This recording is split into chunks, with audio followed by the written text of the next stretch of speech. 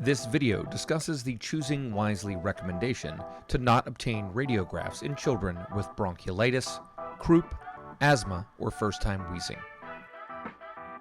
Here, we present a representative discussion between a provider and a parent. How do you feel your son's breathing is looking since the team was able to suction him? I think he's doing a lot better. Honestly, though, he had to be really worried. Our pediatrician said to come to the ER, get looked at, and maybe get a chest x-ray. Yeah, I'm glad to hear you feel he's looking a lot better.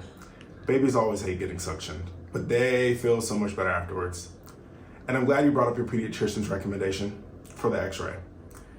Because he's breathing more comfortably and his lung exam is overall pretty reassuring, it's unlikely that a chest x-ray is going to give us any new information or help reassure either of us more than we already are. Plus, it's going to expose him to some unnecessary radiation. We're seeing a lot of this type of viral illness out in the community right now. And for the majority of patients like your son, I don't typically order a chest x-ray. There are some situations in which a chest x-ray might help, like if he had a more prolonged illness, had persistently low oxygen saturation levels, or if he had a lung exam that sounded like bacterial pneumonia, or if he was in significant respiratory distress.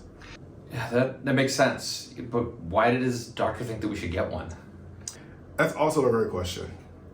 And assessing any baby with respiratory illness starts with asking the right questions and getting a good exam.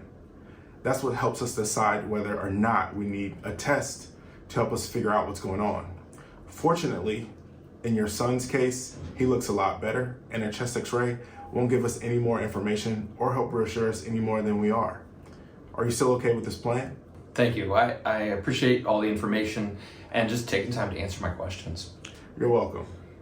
That's why we're here.